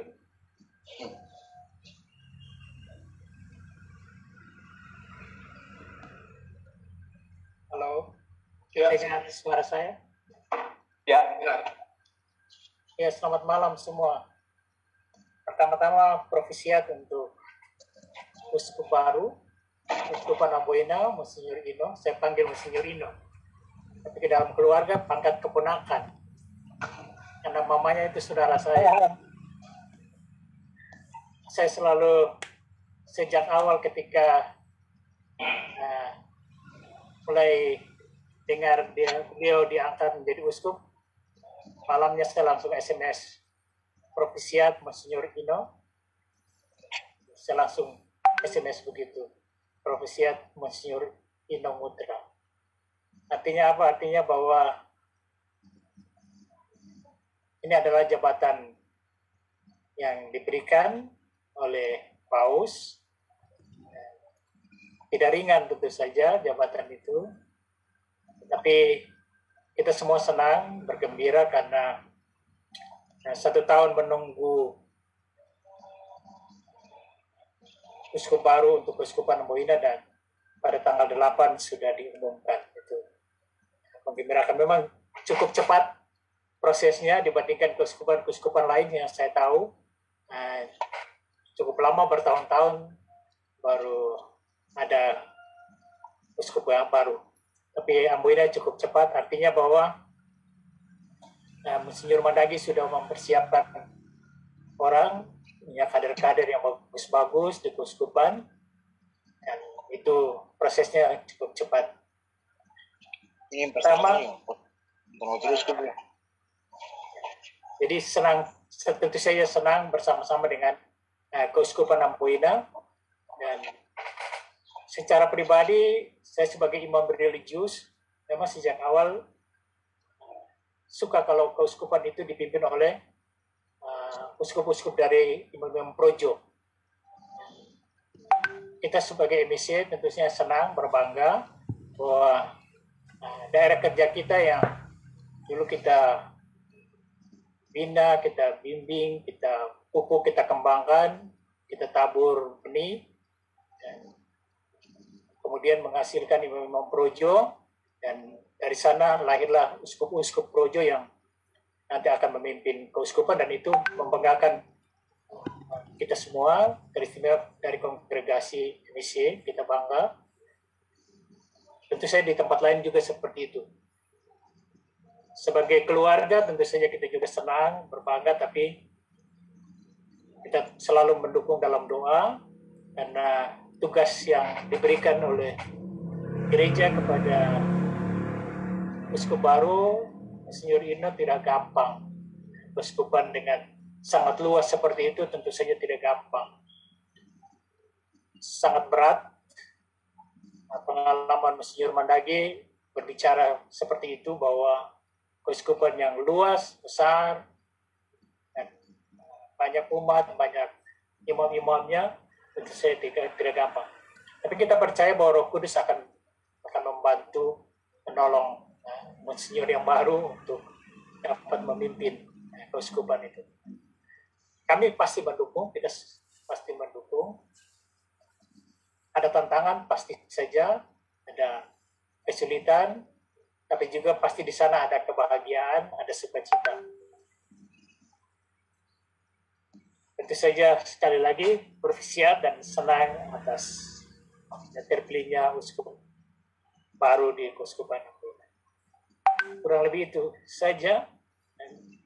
Ino propisiat, selamat bertugas, selamat menjalankan tugas yang mulia ini yang tidak ringan. Sejak awal saya sudah mengatakan itu tidak ringan. Tapi orang kayak bilang pasti Tuhan akan membantu. Tuhan dan leluhur pasti akan menolong, membantu uskup baru Monsinyur Ino untuk menjalankan tugas yang mulia ini. Kira itu saja. Terima kasih. Baik. Terima kasih Pater Gino untuk sedikit pesannya dan juga kesan untuk Monsinyur Ino Ngutra. Baik, para pastor, suster, Bapak, Ibu, rekan-rekan semuanya, kalau tadi kita lebih banyak bicara historis, kemudian ada kesan dan pesan dari beberapa rekan, maka pada bagian kedua, kurang lebih 30 menit ke depan, saya akan angkat beberapa hal yang dilakukan oleh Monsinyur dalam, saya kira, sudah 10-20 tahun sepertinya ya, yang menjadi bagian dalam perjalanan kehidupan beliau secara pribadi, tapi juga sebagai seorang imam. Monsinyur, ini yang saya bangga secara pribadi. Monsinyur tiap pagi kirim renungan-renungan pagi yang singkat kepada kami, semuanya, baik melalui media sosial maupun juga secara personal. Lalu renungan itu selalu memberi ayat kitab suci, lalu sedikit penjelasan, dan itu menjadi sebuah penyegaran bagi kami. Monsinyur, saya bertanya mengapa Monsinyur lakukan itu? Sementara sekarang kami bisa dapat banyak sumber, tapi Monsinyur konsisten. Kurang lebih sudah berapa tahun dijalani dan sampai sekarang terus dijalani. Gimana Monsinyur? Oke, terima kasih. Tentang konsistensi saya mau mengatakan begini. Konsistensi adalah faktor pembeda antara orang yang baik yang satu dengan orang baik yang lain. Jadi kita semua boleh berbuat baik, tetapi hanya yang terbaiklah yang konsisten dalam melakukan kebaikan itu. Jadi harus dia ada kontinuitas. Jadi kalau ingat, memang sebelum dunia Facebook itu muncul 2009, saya kenal 2009, ingat waktu di zamannya email, saya sudah tiap hari hampir kirim lewat email. Teman-teman angkatan saya di Pineleng itu mereka tahu itu, karena saya tulis refleksinya. Lalu di Manila juga saya kirim lewat zamannya BlackBerry, masih kirim lagi pagi-pagi. Habis itu baru dia masuk di sekarang Facebook dan grup-grup WA. Jadi dunia maya ini memang saya sudah sejak 2009 terjun ke sana, dan seperti yang kesan beberapa teman itu, saya lalu bergabung dengan anak-anak muda Jakarta, bukan Jakarta saja, memang berbagai anak-anak Indonesia yang luar biasa di grup gereja Katolik. Gereja Katolik itu sehingga memang melahirkan anak-anak yang luar biasa seperti Greg Tan, Albertus Tan, yang sekarang dia membangun gereja sekitar sudah 150-an gereja di seluruh Indonesia. Juga seperti Cornelius Pulung atau Robi Sehotang, Andreas dan lain sebagainya, Albertus dan lain sebagainya. Tapi yang saya buat adalah memang selain renungan pagi. Jadi renungan pagi itu saya kalau di waktu dimanapun bangunnya itu di Ambon sekarang itu bangun jam 4.30 pagi. Jadi jam 4.30 pagi saya sudah harus bangun, lalu membaca teks kitab suci hari itu, lalu membuat renungannya, dan langsung jam 5:45 sampai setengah 6 itu saya bisa kirim, karena setengah 6 saya sudah harus masuk kapel. Dan itu tetap saya konsisten, waktu dari Manila sampai sekarang dimanapun saya berada tetap buat itu. Karena itu memang kalau hitung saja 360 hari kali sudah 12 tahun buat renungan, tentunya sudah sangat banyak untuk di dunia maya. Tapi selain itu juga ada, saya ingat tahun lalu itu saya memimpin novena di online itu hampir sekitar 30 novena. Jadi setiap malam atau pagi saya memimpin novena secara online untuk teman-teman. Belum lagi bahan-bahan katekese setiap bulan, misalnya tentang kerahiman ilahi, tentang Maria, dan lain sebagainya. Jadi itulah pekerjaan saya kalau di dunia maya, sehingga saya tidak di dunia maya cuma duduk lihat foto atau dan lain sebagainya, tapi betul-betul ada pekerjaannya.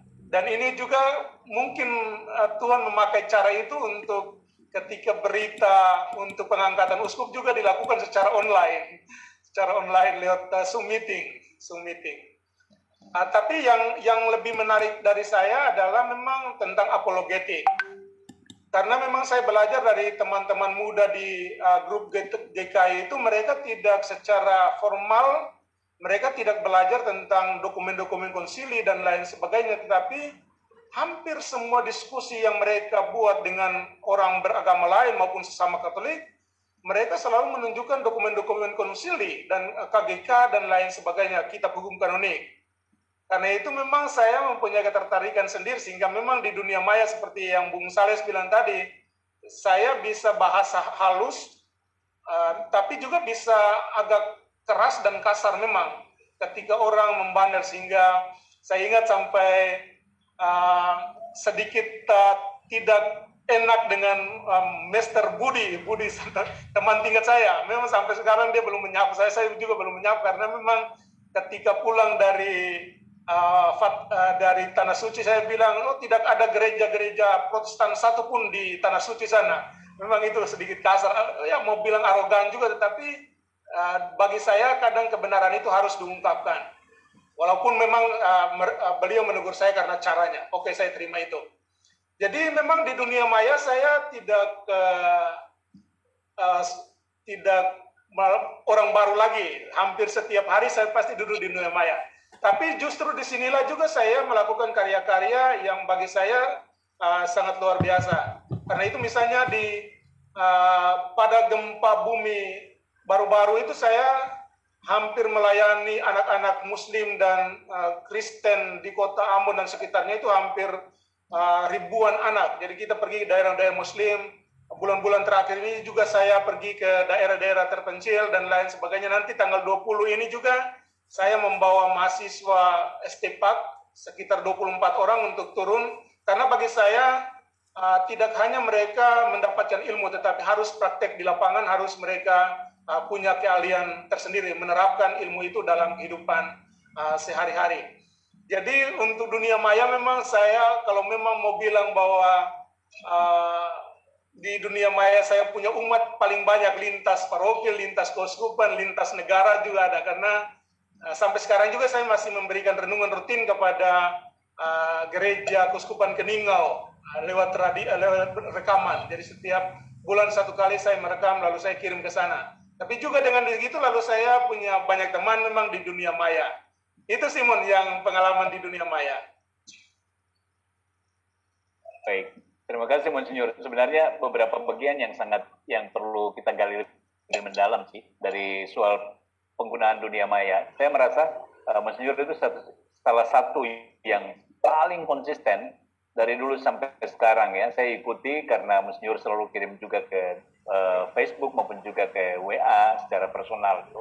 Dan saya melihat penggunaan media massa itu, media sosial itu sangat Monsinyur gunakan dengan sangat baik untuk pewartaan. Satu poin tadi tentang apologetik.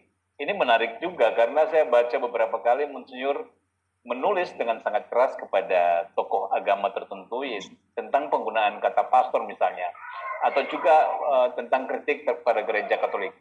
Nah, kalau saya bertanya, kira-kira apa sebenarnya yang Monsinyur mau misi apa yang Monsinyur mau bawa dengan fenomena seperti itu? Oke, Bung Simon, memang yang terakhir ini memang saya mengkritik 2 kali Pendeta Gilbert dan 1 kali kepada ada Pastor Andi Simon soal penggunaan kata pastor dan lain sebagainya atau Kristen dan lain sebagainya. Poin saya adalah begini, karena banyak orang Katolik yang tidak belajar agama mereka, agama Katolik, ketika mendengarkan pernyataan atau penjelasan sepihak seperti itu, lalu mereka menganggap sebagai yang benar. Maka tugas saya sebagai seorang imam adalah saya tidak menyerang Pendeta Gilbert atau Pendeta Adi Simon, tidak. Saya menyerang mereka punya penjelasan atau idenya. Secara pribadi saya tidak bermasalah dengan mereka. Tetapi ketika mereka salah menjelaskan misalnya kata pastor, kata Kristen, dan lain sebagainya, itu lalu saya harus menjelaskan karena pertama-tama saya tidak hendak menjelaskan kepada umat beragama lain. Itu memang dampaknya. Tapi poin saya adalah pertama-tama kepada orang Katolik supaya mereka betul-betul memahami ajaran iman mereka. Sehingga ketika saya biasa di bahasa media atau di Duma itu biasa jajan rohani. Kami istilah biasa jajan rohani. Ketika mereka mendapatkan jajan rohani ini terlalu banyak, mereka lalu menganggap bahwa menu utama di rumah sendiri itu menjadi tidak enak. Padahal tidak enak itu bukan karena masakannya tidak enak, tetapi karena mereka tidak tahu apa yang mereka imani. Maka memang tugas saya untuk menjelaskan itu. Tentunya saya menjelaskan tidak asal-asalan saya memakai dokumen gereja dan lain sebagainya untuk mengatakan kepada umat Katolik secara khusus dan umat Protestan atau siapapun untuk inilah kebenarannya. Walaupun mereka menjelaskan seperti itu, tapi harus kita soal kebenaran dalam iman saya tidak akan kompromi. Kalau itu bagi saya tidak. Karena itu memang saya memang keras. Tetapi di Ambon ini saya sangat dekat dengan Ketua Sinode, sangat dekat dengan Ketua MUI dan lain sebagainya. Persahabatan tetap dia jalan, tetapi datang pada poin kebenaran maka saya tidak akan mundur. Itu saja poin saya. Tetapi sekali lagi, katekese saya tidak untuk orang agama lain pertama-tama, tapi untuk orang Katolik, saya biasa pakai bahasa, kami punya bahasa orang yang pelin-pelan, pengetahuan agamanya, dan itulah yang harus kita memberikan katekese. Karena itu memang saya kadang sangat menyayangkan bahwa memang kita ya di Pineleng punya ilmu banyak, betul, bagus, pintar dan lain sebagainya, tapi apa artinya ilmu itu kalau memang kita tidak bisa membagikan kepada orang lain? Dan media sosial saat ini memang harus menjadi sarana pewartaan, mau tidak mau. Karena itu saya bersyukur bahwa ada pastor-pastor yang sekarang sudah terlibat dalam media sosial, memberikan seminar dan lain sebagainya. Saya lihat Pastor Chris setiap pagi sudah masuk, Chris Ludong dan lain sebagainya. Luar biasa bagi saya. Tapi yang paling penting adalah konsistensi dan tentunya juga kita menjelaskan kebenarannya, bukan untuk menyerang orang, tetapi kebenaran itu yang menjadi penting. Poin saya di situ sih, Mak. Baik, Monsinyur. Nanti untuk poin apologetik kita akan bahas di sesi berikutnya. Mudah-mudahan di tahun 2022 kami akan undang lagi nih khusus untuk apologetik karena beberapa teman di antara kita sudah panas-panas nih. Monsinyur bicara soal apologetik, tapi sabar ya, kita tunggu tahun depan. Baik, poin berikutnya yang saya lihat dari aktivitas Monsinyur, beberapa kali Monsinyur posting di media sosial bantuan kepada anak-anak miskin, anak-anak yang tidak mampu, anak-anak yang punya kebutuhan khusus. Saya ingat di salah satu stasi kecil di kota Ambon, Monsinyur sharing bahwa ini saya beli tas dan lain sebagainya dan beberapa teman membantu. Nah, apa sih yang membuat Monsinyur tergerak untuk melakukan hal-hal kecil untuk orang-orang miskin seperti itu? Saya ingat baru-baru Monsinyur Mendagi dia bilang kata-kata Lauce, from caring to courage, dari kepedulian lalu kita berani. Lalu saya menambahkan keberanian harus ada, pada akhirnya harus melayani. Jadi memang saya tidak tahu bagaimana, tetapi saya ini orang yang paling cepat merasa terharu ketika orang lain menderita itu. Ketika orang lain menderita, saya sangat cepat, air mata bisa cepat turun. Dan itu ketika misalnya bertemu dengan orang-orang seperti itu, lalu seperti spontan saya punya tangan ke jari-jari menulis kisah. Jadi dengan pengalaman itu, jadi saya tidak macam renungan juga. Kalau saya mempersiapkan renungan jauh-jauh hari, saya tidak bisa. Tetapi kalau esok pagi itu saya tulis dan langsung kirim, ya. Tetapi karena itu orang minta, Romo coba minta tolong buat renungan untuk minggu depan, saya hampir tidak bisa seperti itu. Tetapi kalau yang spontan keluar itu, itulah yang bisa. Karena itu di dunia maya misalnya, saya punya kegiatan terakhir nanti pada tanggal 21 sampai 3 ini saja, 3 Januari. Itu saja dari teman-teman Facebook itu karena begini, teman-teman itu mereka ada uang, mereka mau membantu, tetapi kadang mereka tidak tahu bagaimana cara membantu. Karena itu selalu ada yang bersyukur bahwa saya bisa memposting dan mereka bisa menyalurkan bantuan mereka. Saya ambil contoh saja untuk turun di Buru ini, dengan membawa 24 orang ini saya membutuhkan dana sekitar 50 juta. Dan itu dalam hitungan 1 hari sudah selesai. Teman-teman langsung memberikan, karena saya punya prinsipnya kegiatan atau apapun yang mereka berikan, saya langsung buat video kegiatan atau posting ketika bantuan itu diserahkan, dan posting kembali teman-teman untuk menjadi bukti bagi mereka bahwa barang yang mereka berikan sudah disalurkan kepada orang lain. Dan itu teman-teman senang, walaupun saya tahu sadar bahwa ada juga yang mungkin berpikir negatif dan lain sebagainya. Tapi sejauh ini saya hampir tidak punya kesulitan dalam hal-hal seperti itu. Dalam 2 bulan terakhir ini saja saya sudah hampir kunjungan. Jadi kegiatannya bukan hanya anak-anak Katolik, tapi anak-anak lintas agama, Katolik, Protestan, dan Islam. Jadi hampir 10 kali dari bulan September sampai November ini sudah hampir 10 kali, 7 kali ke Seram, 1 kali ke Dobo, 1 kali ke Tanimbar, 1 kali nanti di Buru ini lagi. Demikian pun bantuan-bantuan seperti misalnya pastor-pastor, tadi saja misalnya saya membutuhkan 2 set kasula untuk paroki Har. Pastor Yani dia minta, Romo bisa bantu saya 2 kasula. Lalu saya tiba-tiba ada orang yang bilang, Romo saya bisa bantu apa? Saya posting 2 set kasula itu kan 5.600.000, langsung ditransfer untuk ke itu. Demikian pun misalnya baru-baru tabernakel, saya minta tabernakel 4. 1 tabernakel itu harga 7 juta. Tapi tabernakel yang saya dapatkan lewat bantuan itu menjadi 8 tabernakel. Dan itu semua sudah diberikan kepada orang. Jadi pesan saya begini, banyak orang siap membantu kita dalam karya pelayanan. Yang penting adalah kita memberikan laporan, entah laporan tertulis atau apapun, supaya donatur itu percaya terhadap apa yang kita kerjakan. Kalau laporan tidak ada, maka hilanglah kepercayaan. Kalau hilang kepercayaan, maka tidak akan ada bantuan.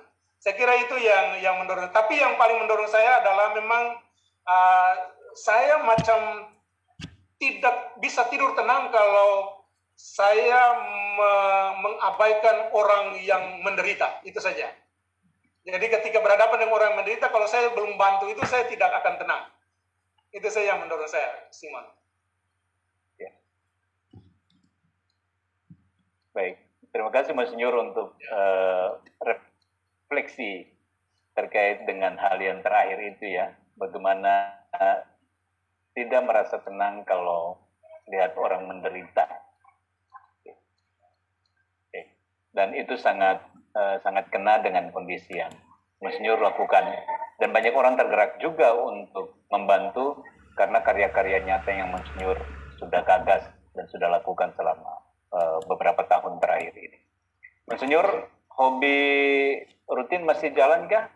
Ya. Di keuskupan masih olahraga atau bagaimana? Apa aktivitas rutin selain tentu misa dan lain sebagainya? Ya. Rutinitas sekarang setelah diumumkan sebagai uskup? Ya, yang rutinitas terjadi seperti biasa. Jadi saya sampai sekarang masih tetap menyapu dan pel kamar sendiri. Yang itu belum tidak ada. Berubah. Ya, jadi saya tidak, baik di paroki maupun di keuskupan, saya tidak pernah pakai lenggo dan lain sebagainya. Saya kerja sendiri. Jadi tiap hari Rabu dan Sabtu saya bersihkan kamar sendiri, pel sendiri, dan ada kebahagiaan tersendiri ketika kita buat sendiri hal-hal kecil seperti itu. Dan sampai pengumuman sampai sekarang juga saya masih tetap melakukan hal yang sama, pel kamar sendiri, lalu menyapu sendiri, pel sendiri. Kalau cuci memang saya bawa ke was, tetapi untuk kamar sendiri saya tidak mengizinkan orang lain masuk, tetapi saya anggap bahwa hal kecil yang masih bisa saya buat maka saya lakukan. Itu pertama. Lalu hobi, tadi saja ini hampir terlambat pertemuan karena kami jalan kaki dari MCM sampai di bandara itu 10 km dan kita menempuh dengan waktu 2 jam jalan kaki. Waktu balik memang macet, akhirnya tadi hampir terlambat. Syukur bahwa macetnya cuma di ruas jalan tertentu sehingga datang. Jadi olahraga pagi, saya punya alat olahraga di kamar, tetap olahraga pagi dan sore tetap saya lakukan. Bangun pagi, renungan seperti itu, dan misa seperti biasa. Rutinitas yang lain seperti biasa, saya harap. Ya. Halo Monsinyur. Ya. Wah, luar biasa Monsinyur. Terima kasih. Tapi saya tidak bayangkan kalau nanti sudah berpindah kamar, tentunya ya Monsinyur ya. Kalau sudah berpindah kamar masih pakai lenggo, nanti sekretaris pribadi pusing itu kalau tidak pakai lenggo. Jadi baiknya nanti tinggal diatur Monsinyur. Iya, artinya baik kalau Monsinyur. Ada begitu memang mesti menyesuaikan. Ya, mesti menyesuaikan betul. Ya. Monsinyur, ada lagi satu hal yang kita sedikit bicara ke depan Monsinyur tentang dua hal. Yang pertama kondisi Maluku secara keseluruhan, tapi juga secara khusus dalam misi penggembalaan umat, begitu ya. Ya, mungkin agak mendahului, tapi ya Monsinyur sudah pasti punya bayangan, punya refleksi tentang perjalanan kehidupan umat dan sebagainya di masa kepemimpinan Monsinyur 20, 30, sampai 40 tahun ke depan. Kurang lebih Monsinyur, apa yang ada dalam pikiran refleksi Monsinyur akhir-akhir ini terkait dengan umat di Keuskupan Amboina? Mungkin kalau berkenan share sedikit, kami sangat senang untuk dengar. Oke, pertama-tama tentunya apapun yang terjadi saya harus memperhatikan imam-imam saya, itu penting. Karena mereka adalah rekan kerja untuk nanti di tengah umat. Jadi memang sudah ada pikiran-pikiran untuk ke depan tentang para imam. Tadi malam saya baru ketemu dengan teman-teman dari MSC dan saya hanya bilang bahwa mungkin nanti dalam kunjungan-kunjungan kanonik pasti Sukda ikut supaya dia bisa mendengar umat imamnya MSC di lapangan, tapi juga umat. Tapi juga memang hal yang penting juga misalnya para katekis. Katekis karena memang kita punya sekolah tinggi ada, maka model seperti sekarang saya kemanapun katekis harus ikut itu. Juga saya sudah berpikir ke depan juga seperti itu. Turun di wilayah itu, katekis alumni Estepak harus kumpul, kita jalan sama-sama, mereka katekis anak-anak dan lain sebagainya, sehingga mereka ini. Tetapi yang paling penting adalah memang perhatian kepada umat. Jadi umat kecil dalam arti ya saya senang berjalan sehingga mau ke sana ya tinggal dengan mereka dan lain sebagainya untuk mengetahui apa yang mereka alami dan lain sebagainya. Saya kira itu yang paling penting, Ya dalam istilah, dalam gaya Jokowi kan belusukan dan lain sebagainya, mungkin ya bagus juga diterapkan di gereja ketika turun. Makanya hari-hari bulan-bulan terakhir ini saya punya option untuk ke Seram, ke Dobo, ke Buru itu sebenarnya sudah menjadi gambaran apa yang harusnya saya buat ke depan. Bahwa umat-umat minoritas seperti inilah yang harus diperhatikan dalam karya kegembiraan. Tentunya tidak lupa akan 1 ekor domba, 99 ekor, tidak. Tetapi perhatian harus seimbang. Itu saja saya yang ada dalam lintasan pikiran saya saat ini. Terima kasih. Ya, baik Monsinyur, itu ya tentu nanti Monsinyur kami doakan semoga segala rencana-rencana Monsinyur terkait dengan pelayanan seperti itu akan sangat menyentuh umat dan kami terus dukung dalam doa.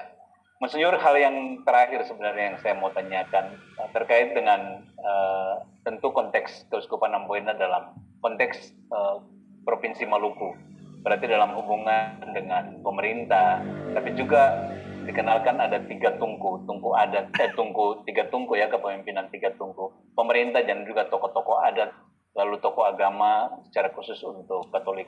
Bagaimana Monsinyur nanti ke depan mungkin sudah memikirkan bagaimana hubungan gereja dengan pemerintah, hubungan gereja dengan pemangku kepentingan adat dan lain sebagainya, Monsinyur? Mungkin sedikit memberikan insight kepada kami. Oke, memang di dunia maya memang saya untuk ajaran gereja Katolik memang sangat keras, tegas dan keras. Sehingga memang banyak orang juga meragukan itu di nantinya seperti apa. Tapi memang dalam keseharian di Kota Ambon misalnya, saya sangat dekat dengan ketua MUI dan orang agama lain, dan itu kita sama-sama berjalan. Justru hari-hari sebelum mereka selalu bilang ya semoga dari Putra Ambon dan Putra Maluku dan Pak Ino kita kerja sama terus ya dan lain sebagainya. Juga terhadap pemerintah saya tidak punya banyak kesulitan. Saya bersyukur bahwa Uskup Mendagi memberikan saya banyak kesempatan untuk bertemu baik dengan pihak pemerintah maupun dengan agama-agama lain. Karena itu memang untuk misalnya ketua sinode sekarang kami dua biasa baku panggil saja brother. Jadi saya dapat dia bagaimana? Karena itu mungkin ke depan contoh saja saya akan meminta dia supaya misalnya kita kalau turun di KEI ya kita turun sama-sama lah.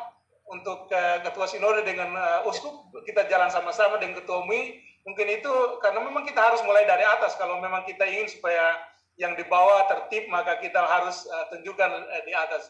Saya kira untuk sekarang saya tidak mempunyai kesulitan baik dengan pemerintah maupun ini karena Uskup Mendagi betul-betul tidak mengatakan dengan kata, tetapi dia memberikan banyak kesempatan kepada saya untuk berrelasi dengan pihak pemerintah dan tokoh-tokoh agama, sehingga ini menjadi sumbangan terbesar beliau untuk saya ke depan. Saya kira tidak ada kesulitan.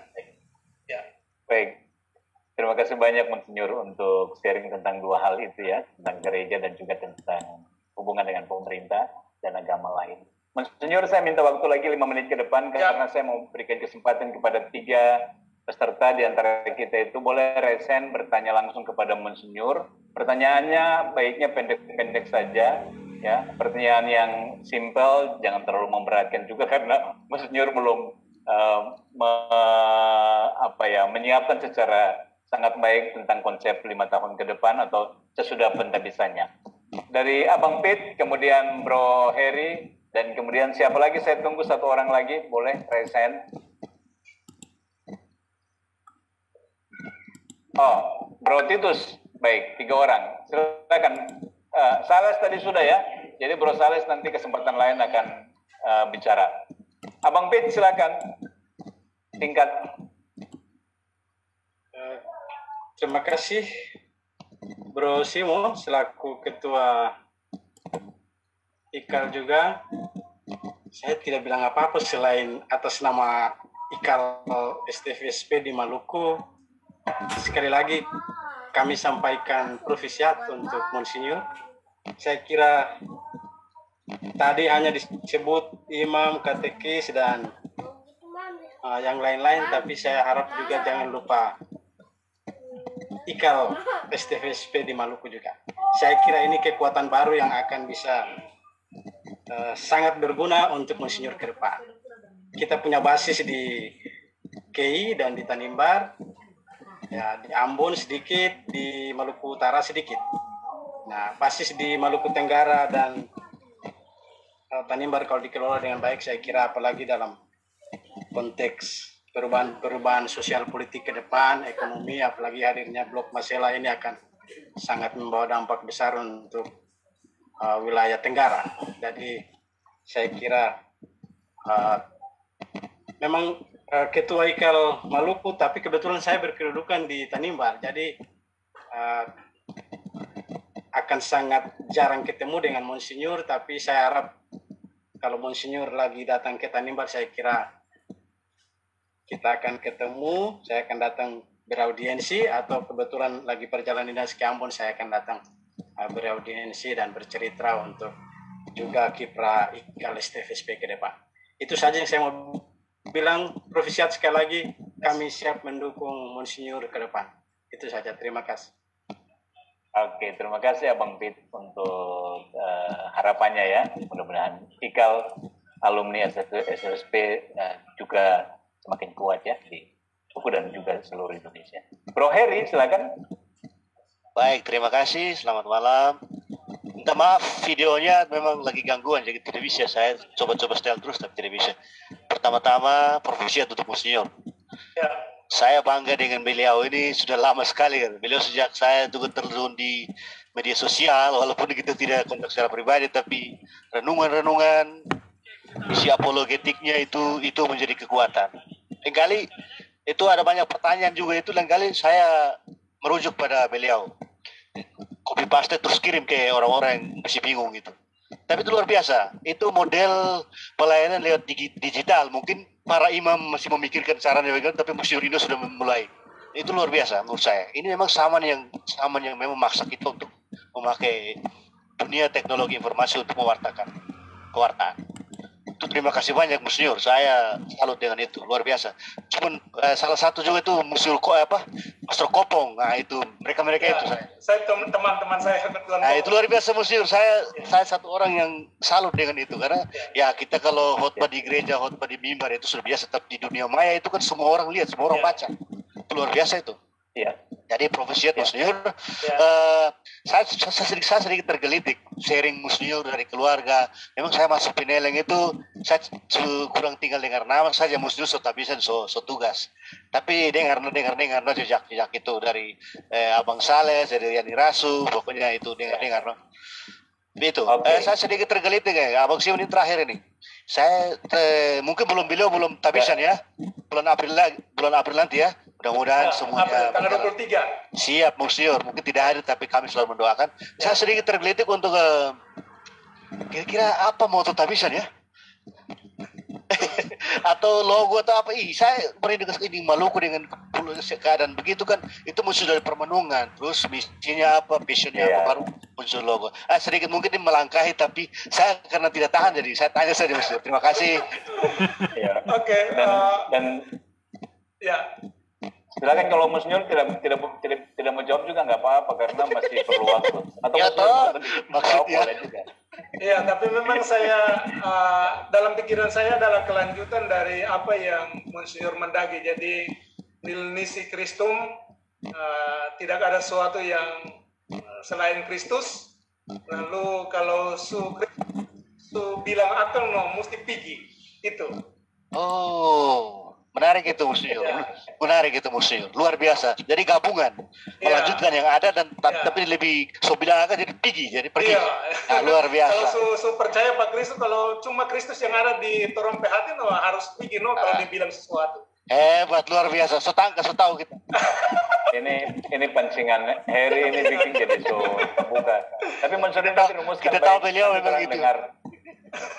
Oke, baik, terima kasih Bro Harry. Terakhir dari Bro Titus, Tite, mungkin teman seangkatan juga ya. Silakan. Titus Talinggas ya. Singkat Bro Tite. Selamat malam Monsinyur. Malam Titus. Modal besar untuk Monsinyur adalah senyum. Iya. Ingat adalah senyum. Jadi meskipun ada kesulitan apapun, kalau senyum pasti selesai. Iya.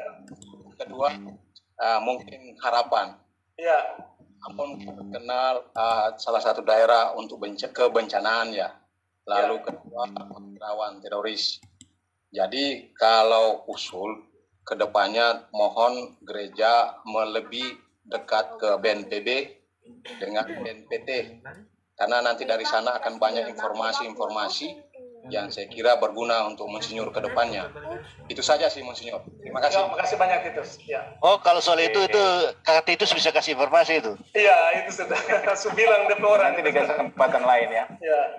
Siap. Nanti di kesempatan lain. Oke, Monsinyur, satu pertanyaan terakhir dari Pak Reki, senior kita. Ya. Monsinyur, bagaimana persiapan rumah yang representatif bagi para pastor yang sudah tua? Oke. Di Maluku ya. Ya, jadi memang untuk kita yang diosesan ada yang tua secara umur tetapi masih kuat semua. Yang paling tua kan Pastor Agus dengan Pastor Thomas, belum ada lansia. Tetapi Bapak Usman Dagi sudah meletakkan dasar bahwa misalnya di Kei dan Tanimbar sekarang di Elat juga sedang dibangun rumah-rumah Unyo, Wisma Unyo. Jadi sudah ada Wisma Unyo tentunya karena memang kita kebanyakan itu kan dari Kei Tanimbar sehingga memang Wisma Unyo di 3 tempat itu memang sudah ada Bapak Usum sudah jauh sehari sebelumnya sudah dia buat. Mungkin ke depan memang kita hanya berpikir tentang bagaimana misalnya kesejahteraan para imam itu ketika mereka tua. Dengan pelayanan misalnya mesti ada, misalnya mereka sudah mulai dan kemarin saya cerita dengan mereka sudah sampai ke tahap di mana ada perawat yang melayani mereka dan saya kira memang itu yang kita harus pikirkan ke depan. Saya juga sudah ada dalam angan-angan memang memang para pastor juga mungkin harus ada yang sekolah untuk jadi perawat lah untuk ke depan. Supaya memang mengantisipasi orang punya imam-imam tua. Memang untuk kita diosesan memang selalu ada pilihan entahkah memang mereka harus kembali ke keluarga ataukah memang tinggal dalam kebersamaan. Walaupun masing-masing memilih mungkin ke keluarga, tetapi sebagai uskup tentunya saya akan berpikir bahwa kebersamaan yang sudah ada itu harus tetap sampai kapanpun. Karena itulah memang bentuk persaudaraan kita para diosesan. Jadi baik tua maupun muda tentunya kita akan mungkin 5 tahun ke depan saya sudah harus berpikir tentang itu. Berpikir sekarang tapi memang harus sudah mewujudkannya dalam 5 tahun depan di mana sudah ada imam yang sakit, ada imam yang tua yang tidak bisa ini, maka kita akan ini. Saya kira memang prioritasnya itu sih Mas. Itu saja Pak Simon. Terima kasih Monsinyur untuk jawaban-jawabannya. Ya. Terima kasih banyak Monsinyur untuk jawaban-jawabannya. Tidak terasa 2 jam, lewat 9 menit kita telah sharing bersama dengan Monsinyur Inong Utra. Beliau sangat menceritakan banyak hal kepada kita terkait dengan perjalanan pribadi, tapi juga terkait dengan karya-karya yang beliau lakukan. Dan kita berterima kasih karena kita curi start sebelum beliau diwawancarai atau mendapatkan wawancara dari pihak lain. Kita Ikatan Alumni dalam acara Expert Talk yang pertama kali diberi kesempatan untuk bisa bertanya lebih banyak tentang beliau dan juga rencana ke depannya. Para pastor, Bapak Ibu, rekan-rekan semuanya yang hadir pada malam ini, dengan berakhirnya yang terakhir ini, maka berakhir sudah sesi Expert Talks yang ke-17 yang spesial Pastori dengan Simon, saya ada satu saya lupa, Simon. Oh ya, silakan. Oke, saya mau menyapa itu teman-teman katekis. Saya lihat di sana ada Leni, ada Owen dan lain sebagainya. Terima kasih untuk persahabatan bersama waktu di Pineleng. Anda luar biasa. Tentunya banyak baku sedu dengan dorang. Biasa turun di asrama di mana di Lota, walaupun kita waktu itu cuma pengantar untuk Sales dan Yani Rasu.